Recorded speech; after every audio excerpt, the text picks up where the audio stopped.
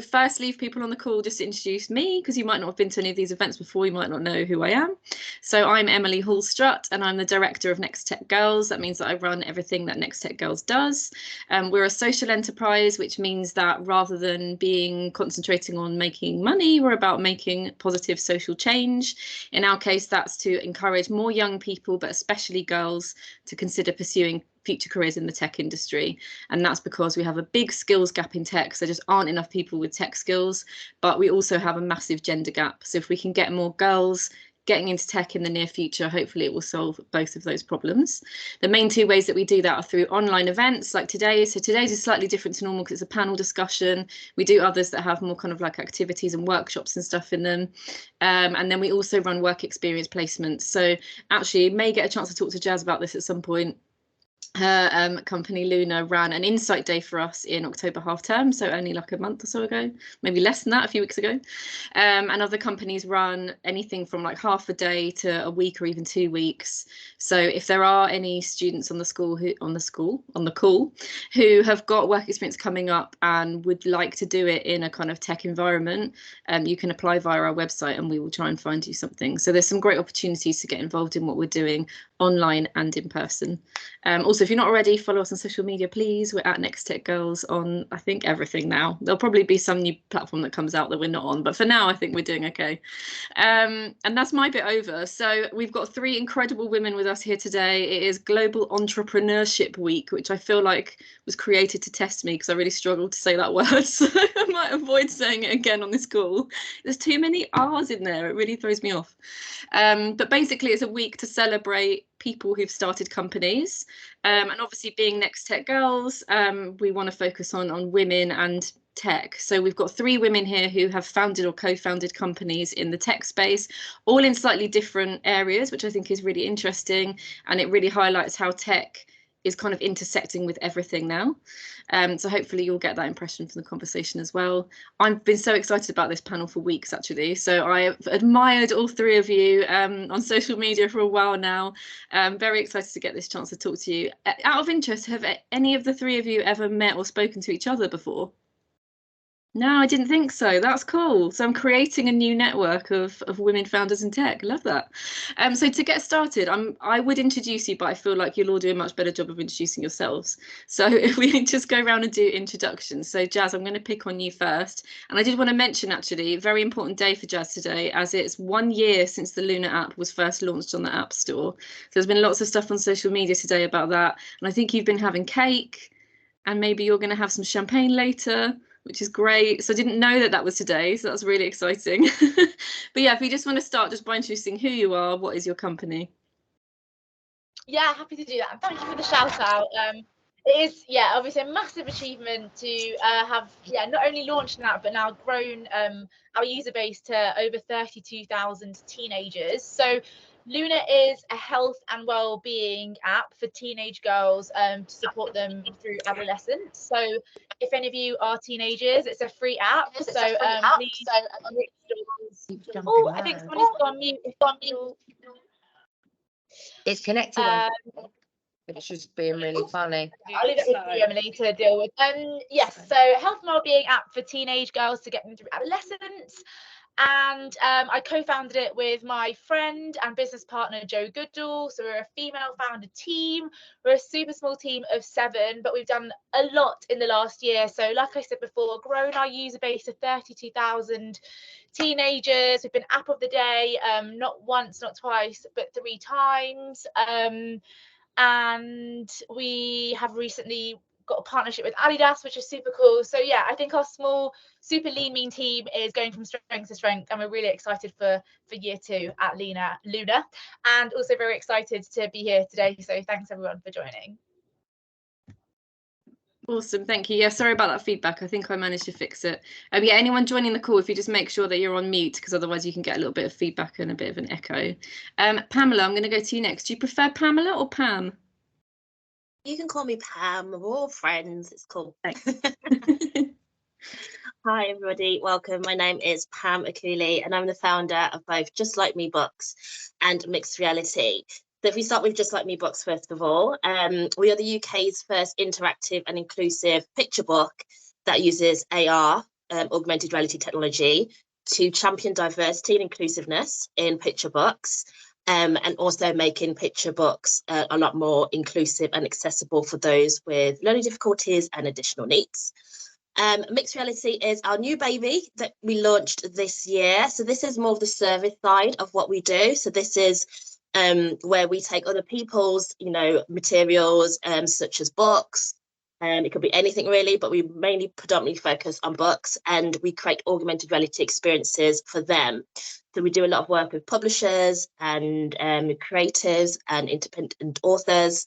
And again, so if they've got a message that they want to showcase to the world in a really kind of unique and creative and innovative way, we create an app to bring their messages to life. So that's what we do with mixed reality. I'm sure I'll tell you a lot more about both companies as we go through the conversation. But yeah, a little bit like Jas, I was celebrating today that we have relaunched our app today. So we've had a few technical issues this week, which have caused an absolute nightmare. But we just got the all clear about an hour ago. So I'm really looking forward to sharing a little bit more about the app with you guys. And yeah, really happy to be here today. So thanks for having me and tuning in. Thank you. Glad it was sorted an hour ago. Otherwise, you might have been very stressed on this call. So yeah, definitely. And Francesca, how about you? Hi, everyone. I'm Francesca. I'm the co-founder and chief creative officer at CuteCircuit. And at CuteCircuit, we do wearable technology. If you're not familiar with wearable technology, for us, it doesn't mean bracelet like this Apple Watch I'm wearing, but it means clothing with microelectronics and smart fabrics embedded into it that can do magical things. And some of the things we do are truly magical and more visual and fashion forward. So we have garments that can change color at the touch of a button on an iPhone app, but we also have garments that let you hug someone over distance, and also other garments that can allow deaf people to feel music as touch sensation. And we've been doing this for, I was just calculating the other day, about 19 years now. And we were the world's first wearable technology fashion brand. And really, we've been keeping on to our mission since the beginning, to use fashion and interactive clothing to connect people. And that's really what we want to do, and we keep doing. We just bring people together, because fashion is a form of self-expression, but there are so many technologies around us, and we think that if we have a little layer of intelligence added to our clothing, we can create beautiful, immersive experiences that connect people and are also more inclusive. So I think we will talk more about this over the course of the call, but I'm really glad to be here with you, ladies, and very excited to meet you and also hear from everyone on the call later on. Thank you. Awesome, thank you. And if you haven't heard of CuteCircuit before, you may have seen them without realising, because some of Francesca's designs have been worn by some very famous people, including Katy Perry, who's worn them for a few like event attendances. So she wore the Met Gala a while back. She wore a dress that had like changing lights in different colours. She's also worn them for a few live performances, and I think possibly in one of her music videos, maybe. I'm not sure. Yeah, we dressed Katie a number of times, and for The Voice, and for her tour, and definitely the Met Gala was the first time, and she's just really fabulous and really fun to deal with. And also, like, if there are any Italians on this call, we also dressed Laura Pausini, which is a fabulous Italian singer. And who else? Subsonica and U2. So yeah, we worked on many different tours with global pop stars. But one of the things that is really cool is that we do crazy things with all these pop stars and all these red carpet events, and then we just learn a massive amount of new things about how the technology works and what we can do with it, and then we bring it into the consumer products. So I think it's a very interesting development cycle, because we just go crazy with experiments that we also do for museum installations, and then all of a sudden you find it in a t-shirt. So I think that's an interesting feedback loop between creating and then transforming it into a product. Yeah, definitely. I think having the opportunity to experiment, like you said, and kind of really go big with stuff before you decide how you're going to do it in a more kind of realistic setting, maybe, is very cool. Well, thank you. Awesome introductions from all of you. I have got some set questions that I'm probably going to ask all three of you, and then I've got certain things that I want to ask you kind of as individuals that I know are a bit more specific to what you're doing. So my first question is kind of what inspired you to set up your company? Like, what made you want to be a founder or a co-founder of a company, and why this specific area? So I'm going to start with you again, Jas, if that's all right. I'll make sure you're not always first. Oh no, that's okay. So actually, Joe and I, my co-founder, have a really nice meeting story, which I will try and wrap up in 60 seconds. But I think it gives a good understanding as to why we're building this. So as I said, my best friend Joe, who I met at Oxford, where I went to do my master's program, and as part of this program, you have to come up with an idea, find a team, and pitch it to real investors. It's a bit like Dragon's Den meets The Apprentice. And so Joe and I decided to form a team with 5 other women from the program, from all over the world. So someone from South America, some from North America, and then us representing the UK. And we came together one night as women, and we were trying to come up with ideas, you know, different things. And well, the conversation kept coming back to some of the female health issues that we were experiencing in our late 20s and early 30s. And we kept saying, gosh, if only somebody told us, or like, you know, made us aware of what the red flags were, perhaps we could have, you know, solved this instead of suffering and just sort of living through it. And so, yeah, actually, we also unanimously agreed that education systems across the world really didn't teach us what we really needed to know about our health and our well-being. Now, when we looked out in the market, we saw that there were lots of people doing things around menopause and fertility and periods, but nobody was really looking at teenage health ultimately when we should be taught about this stuff. And so we decided to actually pitch the idea for Luna, which is this digital health companion that sits in a teenager's pockets, to investors and 2 professors. And it was actually as part of this project, the panel turned around and said, this is actually a really good idea. You're right, we do see quite a lot of deals and ideas for different segments of sort of female health, but no one really looking at teenagers. We think you're onto something.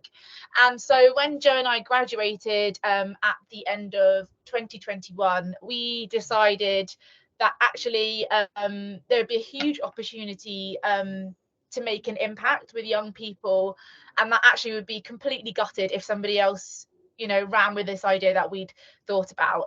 So we decided to give ourselves 1 year from graduating to see if we could get something out to market, to see if we could raise some investment. And we were able to do just that. And here we are, just a couple more months later. I guess I don't even know how many more months we're on now from then. And yeah, Luna is live, Luna is going, and we are genuinely helping thousands of teenagers across the UK and hopefully in the future the world as well. So hopefully that gives a bit of a story as to how Luna started and really why we're doing it. And we just want to make sure that every young person has the right information, has the right tools, and feels empowered to go and have conversations with their parents and with their doctors if and when they feel something's not right. So yeah, that's really us, and it's been the best decision I've made to date. So yeah, really, really glad I took the plunge. Amazing, that's so good to hear. And Francesca, how about you? Obviously you've been doing this for a little bit longer, but what was your initial inspiration? And I know you were previously working in fashion as a designer, right? So what made you want to move into the kind of fashion tech space? Yeah, well, basically it was like a really interesting decision-making process. I worked for a while at Valentino, so I was more like into the haute couture side of matters. And when I was there, I was like, I just discovered this electroluminescent thread. And I was like, oh, it would be so cool to embroider an evening gown with this. It's going to look amazing. And they sort of looked at me and they were like, no. And I was like, oh, pity. I thought it was such a great idea. And then like a couple of years later, I was working with Esprit, that is actually a German ready-to-wear brand. Everybody thinks they're French, but no, they're German. And I was designing accessories, and just the previous collection, we had designed the handbag. It had sold hundreds of thousands of units. And I was like, okay, wouldn't it be great if we just had a GPS module to this handbag? So if somebody steals it or forget it somewhere, you can just give it a call and it's going to tell you where it is. And they were like, no, because we sold hundreds of thousands new units of the previous bag, and so we're not interested in putting weird things in handbags. And I was like, okay, this is starting to get a little bit frustrating. And because I kept having these ideas about what to do that could be better or cooler or more visually engaging with fashion, and nobody wanted to do it because these huge companies take forever to make decisions. And so I read an article on a really cool design magazine, and it was about this research institute starting back in 2001 called the Interaction Design Institute Ivrea, which was in a tiny little town, the hometown of Olivetti typewriters from the 60s, and it's like nearby Turin in Piedmont in Italy. And I was like, wow, they are starting this institute, and you can choose sort of like 3 research areas. One is like smart cities, one is smart homes, and one is smart bodies. And smart bodies also intended as wearables. And I was like, yes, please, finally somebody understands me. So I just dropped everything. I went there, did 2 years of research. We got to visit all the computer science research labs of all the really amazing Japanese companies. We went to see NTT Docomo, Sony. I mean, it was fantastic. So we got to see innovations that were already like 10 years ahead of their time.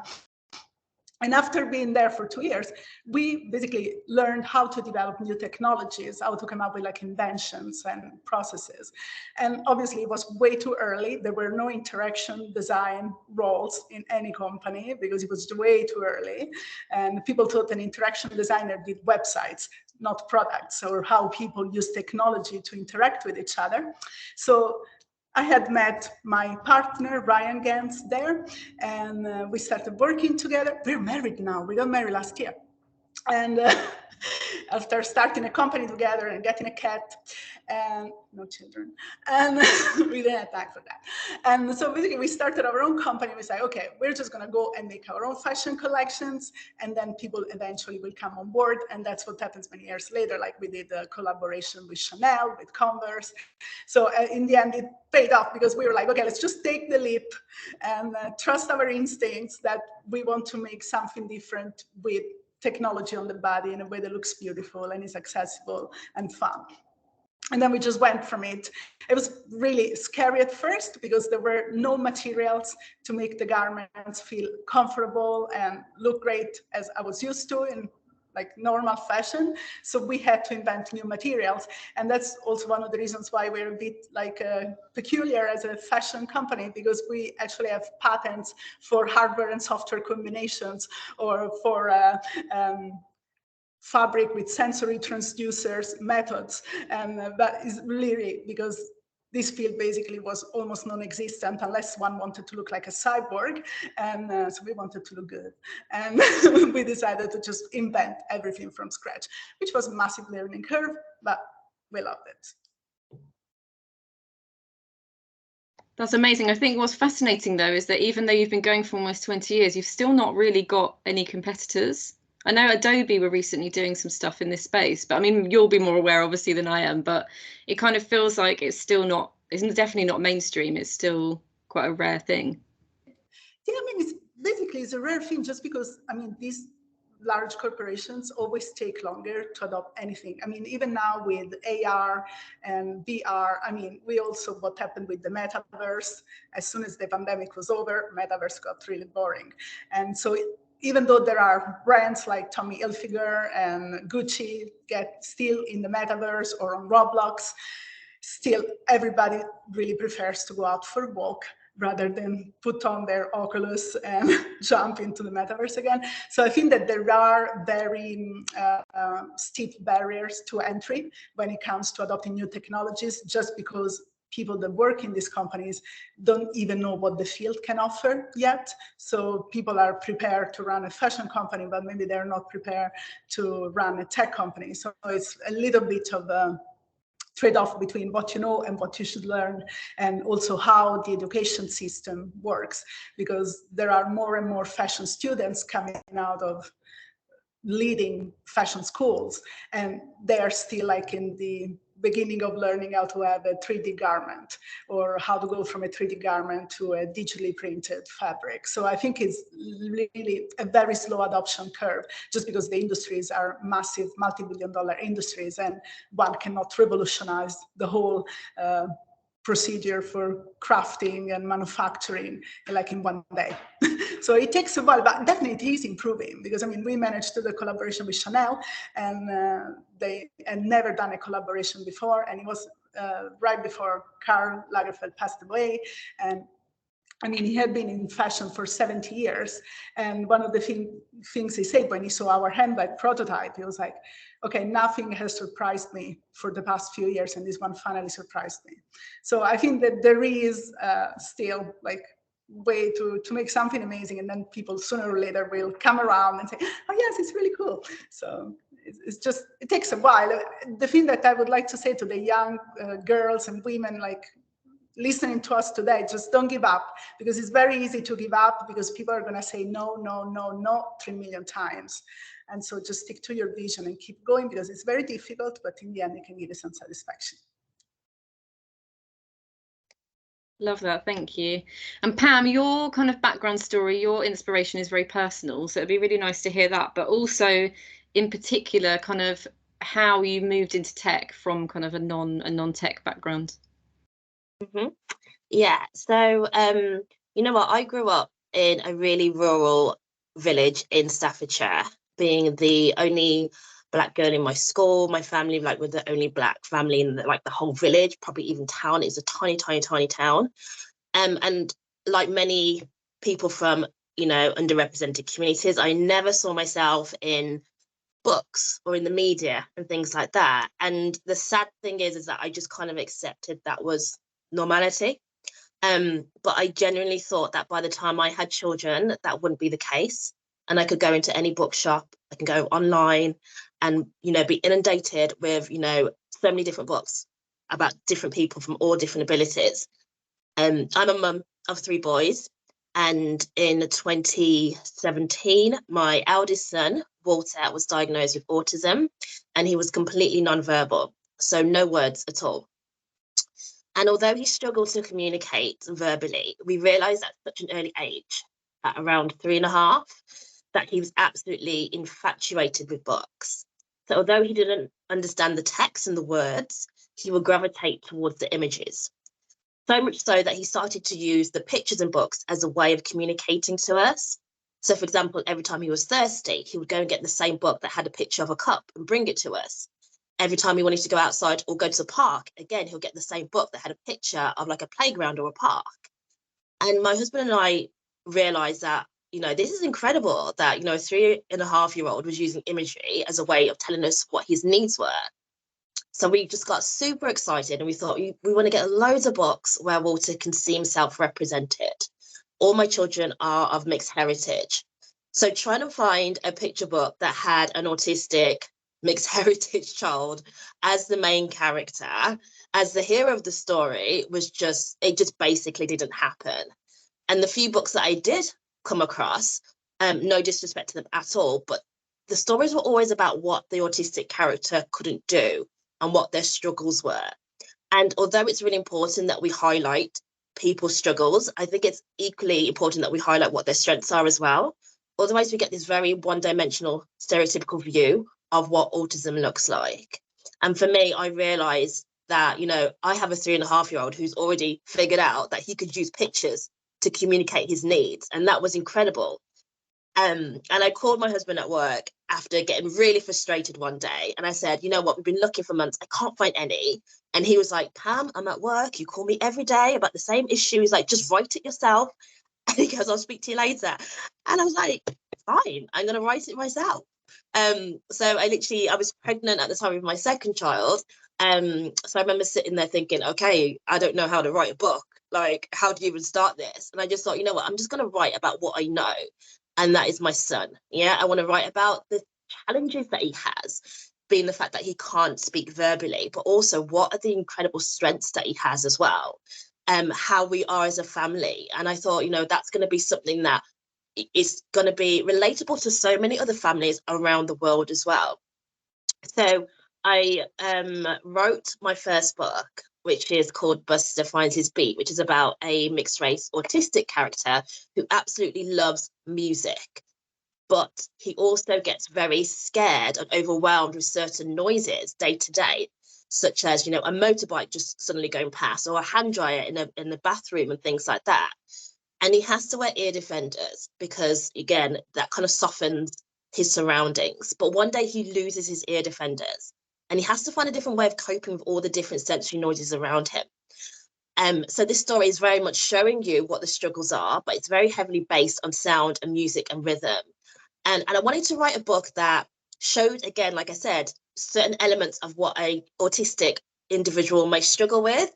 But the fact that that child is nonverbal means that he's so inquisitive and so creative because he sees the world around him differently. And that's something that should be celebrated. So I wrote the first book and I showed it to Walter. And he instantly knew that the character was him. I don't know if you can see, but this is the character Buster in the background there, which is basically my son. And he instantly knew that was him because visually it was like, it's a complete representation of who he is. And he was flipping through the book and I was trying to read the story and he was just flipping through the pages. I was like, dude, slow down. Mummy's worked really hard. Let me read you the story. And he just was not interested. He just wanted to look at the pictures and then he'll shut the book and go away. And I was like, why? What is it that I need to get him to feel that level of engagement and enthusiasm like he does with his tablet? And it was literally like one of those cartoon moments where the light bulb comes above your head. And I was like, oh my God, that's it. Like, he's so razor focused with technology. He loves his tablet. Do you know what I mean? Even my mobile phone, he's constantly going for it. And I was like, that's what I kind of need to find. I need to find somewhere how I can incorporate technology into the whole reading experience. And long story short, we realized that we could use AR, augmented reality technology, to almost be that bridge of fusing the real world and the virtual world together. So we created an app that when you open the book, you download the app for free on your tablet or your phone, you place your phone over the pictures, and then you'll see that the images literally come out of the page. And you can interact with the characters. There's music in there as well. There's all different sounds. And this was kind of like the tipping point for Walter, because although he didn't understand what the words meant in terms of like printed on the page, he can start to make that correlation because he'll see the image and then he'll see the action, and he started to put the two together. So this is basically how Walter started to learn, through repetitiveness, through sound, through that whole engagement of me talking, him doing the actions, interacting with the book. I mean, Walter is talking now. He's been talking for like the last 5 years. He doesn't shut up now, so be really careful what you wish for. But all jokes aside, like, it just goes to show that we all have different strengths and we all have different ways of learning. And again, going back to the whole education system, it's very kind of one-dimensional. It doesn't, we really want to change the landscape of education and learning through our books, and realizing that people learn through all different ways, whether it's through auditory or through visuals or through sound or whatever it is.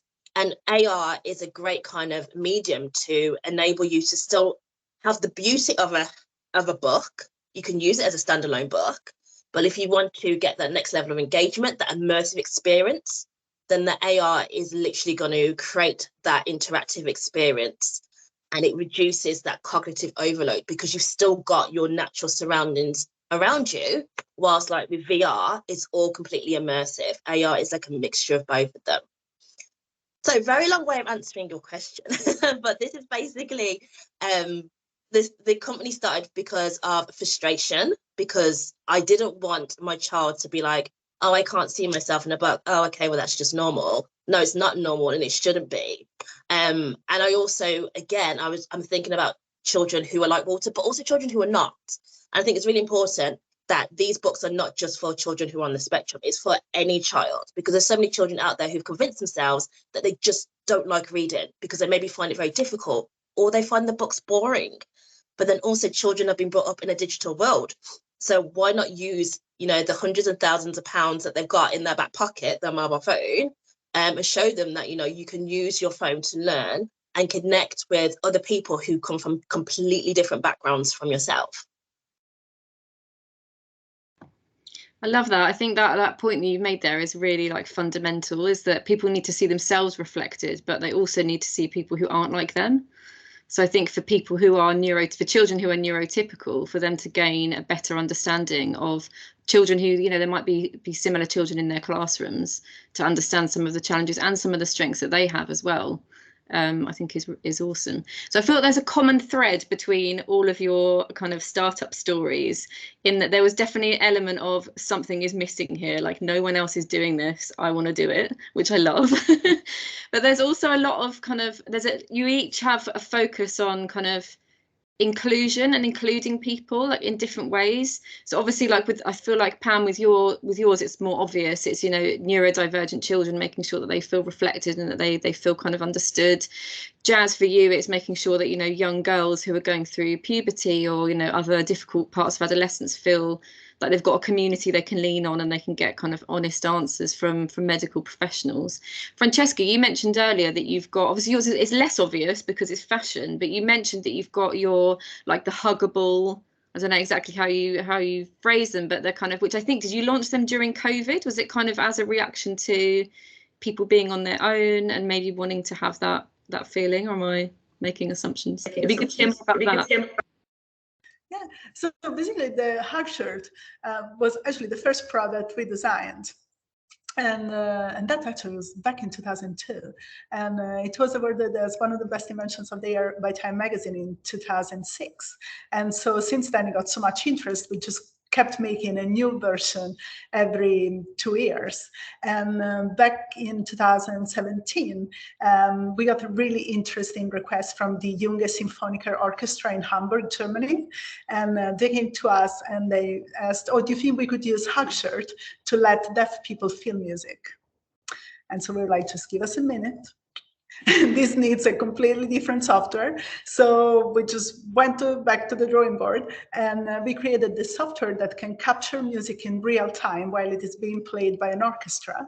And then we captured it and we deliver wireless touch data to the garments of the people in the audience, so that actually a deaf person can feel the music. Because like many times when a deaf person goes to a concert, they would receive a wall of sound that is a wall of vibration, but there isn't really sort of the possibility of understanding which instrument is what's happening with the rhythm. So it's sort of like getting this very intense bass happening, but usually people just end up hugging a speaker and just getting completely blasted by vibration, which is not completely pleasant actually. And so we did this first version of a sound shirt that is really the progeny of the hug shirt, and it uses the same actuation technology. So it has little micro vibration modules inside, and they vibrate with different pitch and intensity to correspond to the music. It also lights up and changes color, which looks really cool if you're in the dark at a concert. And basically we just tested it with the Junge Symphoniker for 1 year, and we got amazing feedback from a large data set, like of deaf people that went and tried it for the concert season. They gave us their feedback, and then we proceeded to make a new version that incorporated all their feedback. And we tested that at the World Economic Forum in Davos. And there we actually had the pleasure of also getting feedback from blind people, because they were doing a whole event with the dinner in the dark. And so we had all these blind people participating, and they just kept coming back to the sound shirt exhibition area. And they said, I just want to try it. Like every day, we were there for 1 week, every day they would come 2-3 times a day and just try it. And we're like, why? And they're like, well, because like, with the sound shirt, I can feel every instrument, because literally we map the violins here, the viola here, the cello lower, the timpani and the drums around the bust and the tummy. So people were getting like all these details that they didn't get before. And so we're like, okay, this is great. So we got more feedback. We did a brand new version where we added more actuators, and we changed the design a little bit. And now we recently deployed the latest version of both hardware, which is soft, and software, with the Lyric Opera in Chicago. And I mean, it's amazing. Basically, in Chicago, they have the first disability commissioner who's herself a deaf woman, and she was super skeptical about going into the opera and trying the sound shirt because she had tried many other devices before, and obviously they were not designed with the help of the actual deaf community that supported us. And she tried it, and she was just absolutely blown away. And so that's the kind of thing that we do. We want to make people's lives better. And the thing that you were asking about the pandemic is like, this is like the result of so many studies going on for the past 5 years or so. During the pandemic, literally 1 month in, we got requests from hospitals and care homes to receive hug shirts so that people in ICUs could hug their relatives. So it happened, we were doing this pilot project with the Liverpool 5G consortium, which I don't know if you know, but Liverpool, the whole city has a private 5G network that they're using to map healthcare data for the whole catchment so that they get real-time health information for all their patients on the NHS. And so we send all these hug shirts with the app, and none of the relatives of the elderly people in the care home wanted to install a new app, which is really dreadful. So the nurses also understood that the app can do the sound shirt part because it's the same device, it's just like the same app right now because we put them together. And so they devised a number of activities for these elderly with dementia. And they were like, they asked them for their favorite music from when they were young. They had musical bingo. They had motor rehabilitation sessions. And basically, literally like 6 months ago, we received this whole NHS study, and they mapped their results on the UCLA loneliness scale. And basically, they found out that there was a 72% reduction in loneliness for these elderly people. There was a 64% improvement in their motor and cognitive skills.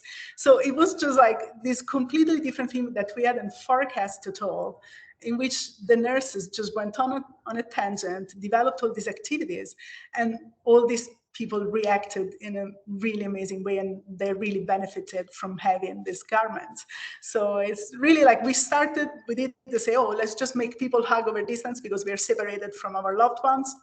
And then all of a sudden we come up with this almost like a medical device that can actually help people improve their cognitive skills. So I think it's really interesting, like learning processes I was saying earlier, because you come up with a product that does one thing, but then so many other people, once they try it, can come up with millions more use scenarios for it. And we just go with it and just make sure that people can really enjoy it. That's amazing, because obviously, like, we know that tech is a very sort of fastly evolving industry, but that's a case where actually the tech was the same, but the use case changed just based on circumstances worldwide. But that's amazing. I hadn't realised it had been going that long. That's really cool. I just want to remind people on the call, because I realised I didn't say this at the beginning, if you have got any questions, please feel free to put them in the chat. I've got a list of things that I can ask, but if there's things that I'm not asking that you'd really like to hear about, please feel free to put them in the chat. If we've got any teachers on the call, if any of your students want to ask any questions, please just let us know by putting it in the chat, and I'll try and answer all of them if I can. We'll see how many we get. I've got a couple more that I'm keen to ask though. So obviously, being Next Tech Girls, our focus is on women in tech, the fact that women are underrepresented in tech, particularly in leadership positions and particularly as founders of startups. I think women as founders of companies in any industry tend to be underrepresented, but particularly in tech. So my next question is around being a woman now in that tech space. Have there been any kind of specific challenges that you've had to overcome due to that? And if so, kind of what have those challenges been and how have you overcome them? And that's a bit of a tough one. I can see Jas is thinking, so Pam, I'm going to go to you next if that's okay. That's great acting. I love that. I'm gonna have to try that one next time. Okay, so yeah, when I wrote my first book, I was like I was quite naive with it. I thought I could just send it off to publishers, they'll give me some feedback, yes or no.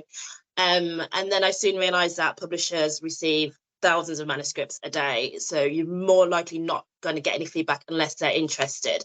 And then there was one day that I got an email back from a publisher who will remain anonymous for now. And they were like, yeah, we really like the story. It is a little bit too niche, but we're really quite want to take it on, but we've got a few changes. And I thought, okay, you know, everybody always has changes. But one of the major changes they were asked is if I could change the disability of the character. So just to recap, the character is autistic in the story. They wanted me to change the disability of the character to make it more relatable. Basically put the character in a wheelchair because that's what we deem to be disabled, and also think about changing the ethnicity of the character as well. Yeah. And this was 2019. If you just think about the publishing landscape and the world around 2019, it's quite different to where it is now. 2020, we had obviously COVID, we had the murder of George Floyd, and we started to see that organisations were then making active change in terms of looking at diversity and inclusiveness. A lot of companies, I'll be honest with you, I thought were doing it very performative. There was no real intention of making the change. They saw diversity and inclusiveness as a bit of a buzz, as a bit of a trend. And interestingly, the publishers who asked me to change my character were then running competitions for more diverse voices and more diverse stories in 2020. So for me, again, it was one of these kind of eye-opening moments, because as someone who's from an underrepresented background, you know that there's systemic cultural barriers in place. But then when somebody is so quite blatantly telling you that they like your work, but, you know, change this to make it more accessible, to make it more marketable. Yeah, so that was one of those moments where I was just like, you know what, I'm a big believer of not only creating the things you wish existed, but also being the change that you want to see in the world. And that's why I decided to self-publish instead. Pros and cons to both. But it meant that I have full control over the narrative and the stories that I'm putting out into the world and the messages that I want to convey out into the world. And although it's been a longer process and a lot more costly, it's so worthwhile, because it's meant that the books that are out there in the world are the books that should be out there. And the characters who are in the books are characters who are not usually in children's picture books. And slowly but surely, we're trying to make this change into the landscape of education and publishing. So there was those barriers. I've also, you know, been in meetings when I've had investors go, your stories are really great. Maybe you should just stick to writing stories as opposed to, you know, go into the tech world. So you do get a lot of sexism from investors. I've had my husband who's operation director, come into our meetings, and I've had investors just purely talk to my husband, who is male and white. And again, it's these kind of things that you have to challenge, but I'm also a big believer of making those challenges so that you are opening doors for other females, underrepresented communities who are going to come after you as well. I think, and I've got this kind of like mentality of me plus three, which is me and the next three women that I can help along the way, because in turn, they will then go and help other three women, and then they will help another three women. And this is where we start to get this consistent and impactful change. Also, again, being an entrepreneur is used to listening and hearing those no's, and then changing your mindset to be like, okay, no is a next opportunity, which is also shameless plug. My podcast is called The Big No. Yeah, that was very smooth. So yeah, again, it's realizing that those no's doesn't mean it's over. You have to stop and quit. It's like, okay, how do I need to get to where I want to be, but maybe take a different route? So be open to those opportunities that will present themselves at the most randomest of times. But I do believe that if you have that mindset, when it does present itself to you, you are going to be ready, because you've got literally like, you know, years or months of that resilience that you've built from people saying, no, you can't do this because X, Y, and Z, but you wholeheartedly believe in it. So yeah, there are barriers. Unfortunately, there's more barriers being women founders or co-founders, or, you know, if you have got a disability or you come from an underrepresented background, there's additional barriers as well. I think it's important, like I was saying about, you know, writing children's book, it's important to highlight these, absolutely, shout about it. but also don't do it so then that becomes a barrier with you progressing forward. Whenever I'm doing things, whenever I'm making decisions, I know that is something that is there, but I want to break down those barriers.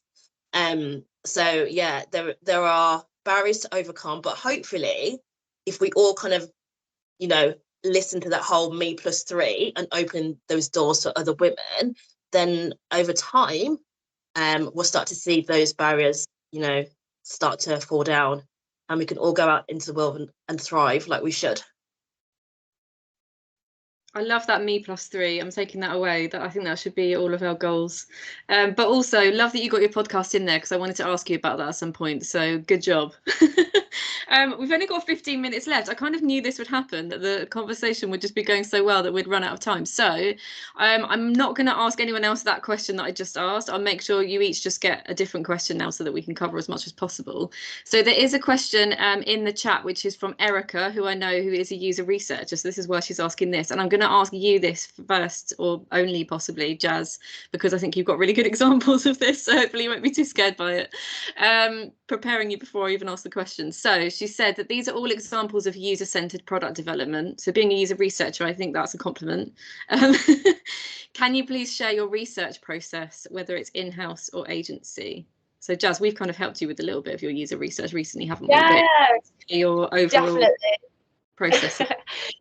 Yeah, super happy to share that, and just wanted to say, like, Pam echoes some of your sentiment around the investment stuff, and actually that's what I was going to sort of flag afterwards should that come to me.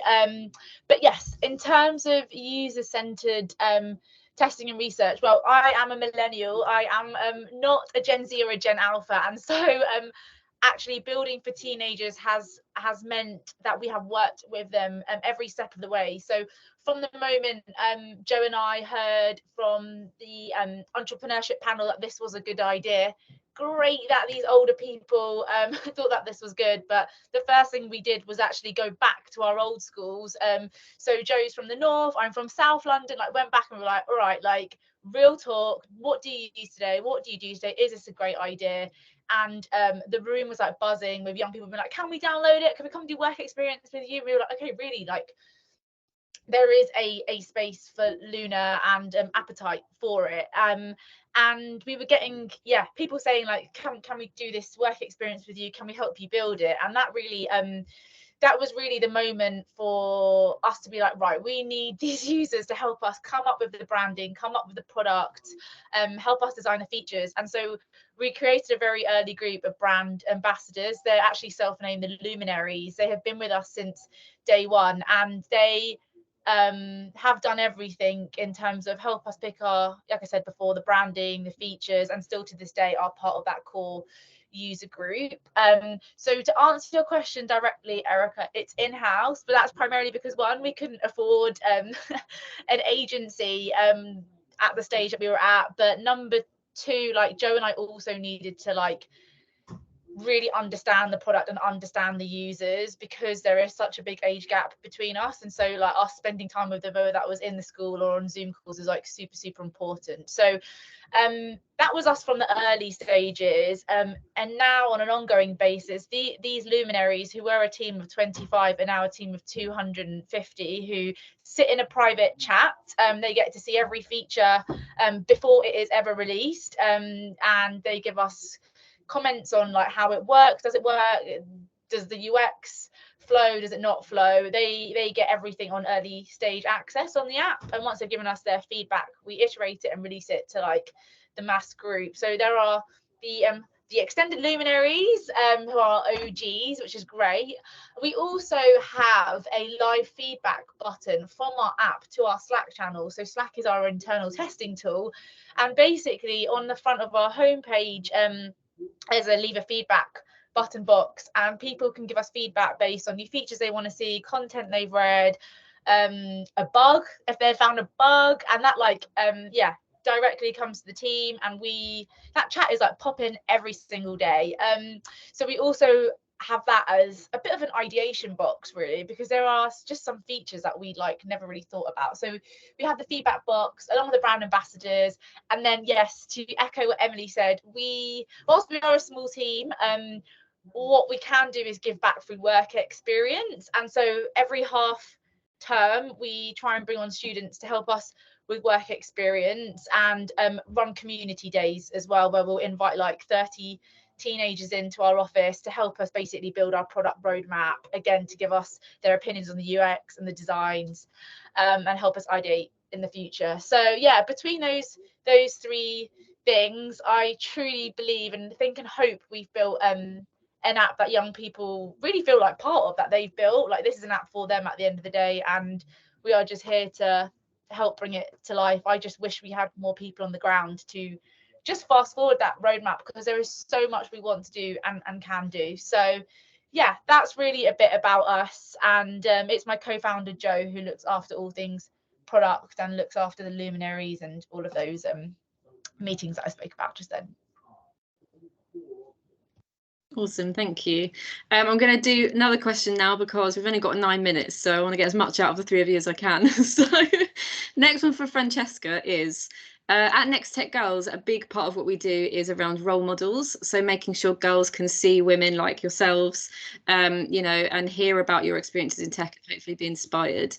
Have you had throughout your journey any kind of role models or mentors even who've kind of helped you? And ideally they would be women, but obviously they don't have to be. Is there anyone that's kind of had that impact on you, and how has it affected your trajectory, I guess, to where you are now? Well, I think, I mean, one of the things that is interesting for me is like, growing up, I was really inspired by my mom. And I mean, she was one of like the first executives in the telecommunication industry in Italy, which was like really hard to like going from building a new telecommunication network to then just dealing with like consumers associations, which in telecommunications is just like insane. But the thing that I always heard from her is like, there are all these like glass ceilings for women, especially in the tech industry. So one thing that I definitely learned is like, as I was saying earlier, don't give up, because I mean, there are glass ceilings everywhere, and it's just a matter of like just getting on with your own program and just follow your intuition. But definitely, I mean, there are so many other women that just like are like trying to sort of like destroy all these limits and just like propagate their vision. But I mean, I was just reading the other day, is like, I mean, there are so many women CEOs, or women creative directors, even in the fashion industry. Some of the major brands have them, but somehow in the press, you only read about the newly appointed male creative director somewhere. I'm not going to even say, because he's in the news right now, and everybody thought it was a scandal that another guy was leading a brand that is usually for women to wear. And so I think it's just because it makes more of a buzz, it doesn't mean that there are no women in leadership roles. There are, it's just that sometimes it's not as publicized because it doesn't make as great of a story. And I think that that's one of the biggest problems that, I mean, in the new generation, we know that like women going about innovation and leadership makes a really amazing story. Also because, I mean, it comes with so many more difficulties. It's like if you're not part of the boys clubs, or if you're just like, didn't go to the right schools, or you are a creative in a room of finance bros. So I think that there are so many things, but the thing that is really important is like, just try to talk with everyone, because people have different perspectives.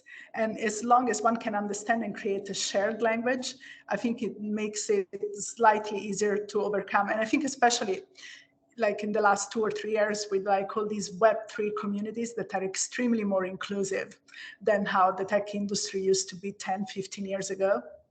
I mean, Pam was saying earlier that she went to meetings with her husband and they only talk with him. I had the same exact thing happening to me with the added issue that we were in Italy. My husband is American, and although he speaks Italian really well, I happened to translate something for him, and they literally made me sit one chair behind, and I was the translator. So thank you for coming in and bringing your translator, which looks really good. The CEO comes with a really cute translator, but but you need to have allies, because my husband, we were in that meeting, it wasn't my husband yet, it was like, okay, she's the creative director and the co-founder. She's going to sit here with me. Otherwise, we're both out of this room in the next 2 minutes. So you need to have an ally, and you need to have, like, all of us are working with our husbands. And I mean, we are doing this because these are men that actually champion us and understand that we have something amazing to create. So we need to find more women and men also that are allies of our projects and visions to help us realize them, because in the world there are so many different points of view, and it's good to understand them all and then just try to break through. Yeah, I think getting allies is written because they often hold the keys to these opportunities, you know, because unfortunately in some contexts, men are still taken more seriously. They're more likely to be in those leadership positions, so they can kind of open doors. So that's really cool. We've only got 5 minutes left. I don't know if there are any more questions in the chat, because for some reason Teams is being weird and tells me that my chat is muted. So if anyone can see anything in there that looks like a question, please let me know. But I had one that I wanted to end on, which we've only got 4 minutes, but hopefully we can get an answer from each of you, which is actually, Francesca, you've kind of already answered this a couple of times, so you might have to try and think of something new. But it was going to be, what advice would you give to your younger self, or, you know, the young girls who are on this call today who are maybe thinking, I mean, interestingly, we haven't really touched on this, but none of you is from a technical background. I believe none of you has like studied anything technical. None of you started your careers in the tech industry, aside from maybe Francesca, because obviously you did the interaction design course. But yeah, what advice would you give if there are girls on this call now who are thinking, this sounds amazing, but I have no idea how I would ever get into the position of these women?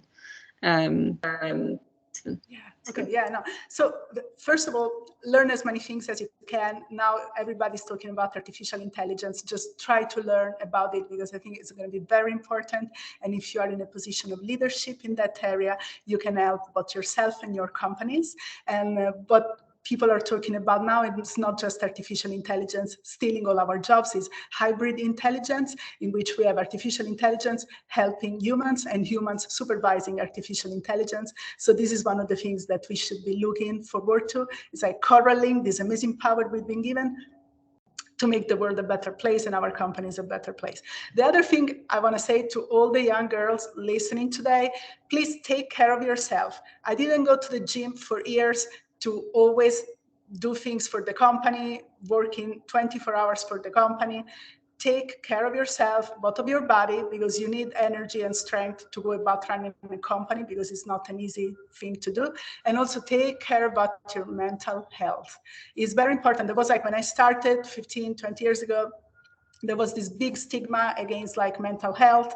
And I remember being on this call with Innovate UK saying, oh, running the company is so stressful. Do you have any stress issues? Do you forget something? And I mean, obviously we were just at the beginning. I was like, no, perfectly fine. I can remember everything. I can do everything sharp, super quick. And now I'm like, I go to therapy. Please do go to therapy if you start your own companies, because it's really hard. And you have to learn that the company exists, but you also exist. And you need to balance your work and outer life correctly, because the company is not everything that ends all, and you have a life.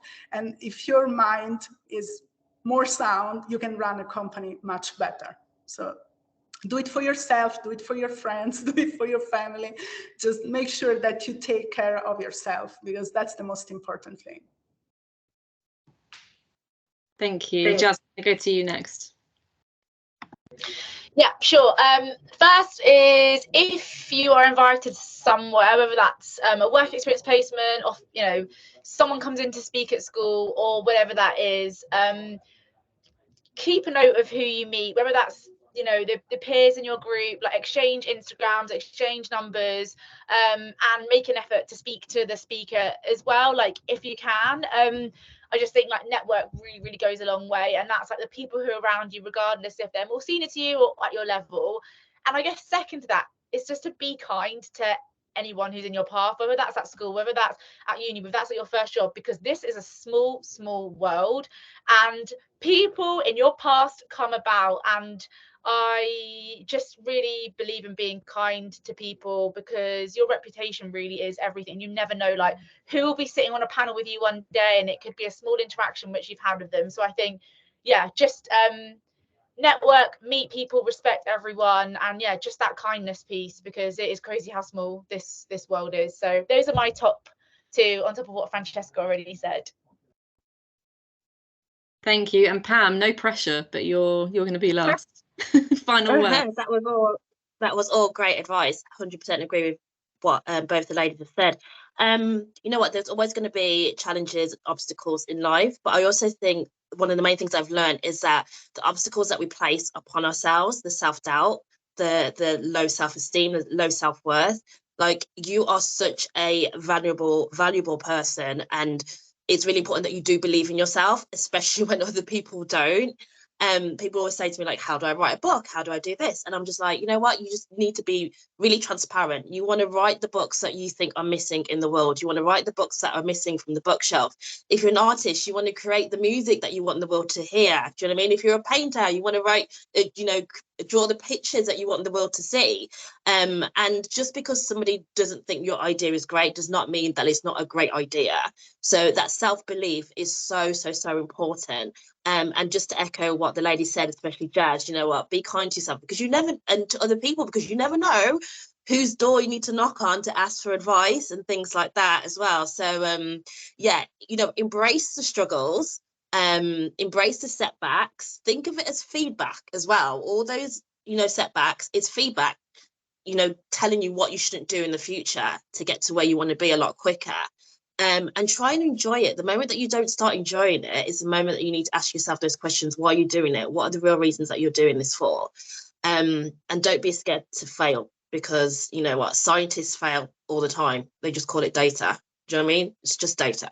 So yeah. I love that. Yeah, don't be afraid to fail. I saw a talk by Stephen Bartlett recently, who's one of the dragons on Dragon's Den. And also he has a podcast, Diary of a CEO. And he has this quote, which I thought was great, which is, failure is feedback, feedback is knowledge, and knowledge is power. And he's always encouraging his team to fail more. He actually measures their failure rate, because he thinks if they're not failing, they're not innovating and they're not learning and growing. So amazing note to end on. Thank you all so much. I know we've overrun slightly. I wish we could keep going for the whole afternoon, because I've really enjoyed this conversation. Would have loved to talk to you all about a lot more. If panelists are happy, I will share links so that people can connect with you or follow you on social media afterwards. You've got obviously loads on your accounts that's going on. Like, I would definitely recommend watching or listening to Pam's podcast, The Big NO or The Big No, Big Next Opportunity. Downloading Jas's app if you are a teenager, or I think early 20s can also get the app, right? Yeah. Okay. And Francesca, we didn't get to talk about this, but she was talking about generative AI, and she creates some beautiful digital fashion collections using generative AI, which she posts regularly across social media. So a great thing to look at if you're at all interested in fashion, art or technology. So thank you so much to all the panelists today. I've really enjoyed this. I hope we can get together again, maybe for next Global Entrepreneurship Week. I'll practice saying it in the meantime, or maybe sooner. That would be great. But thank you so much for giving your time to our community. We really appreciate it. I will email everyone afterwards with all those links, and if anyone would like the recording, even if you were here for the whole thing obviously and you want to watch it again, then let me know, because we post everything unlisted at the moment. So we put it on YouTube and then we send you the link. Thank you all so much. Hope to see all of you at an event very soon, and have a great day, and happy Global Entrepreneurship Week. See you guys. Bye. Thank you all so much. Bye. Thank you. Bye.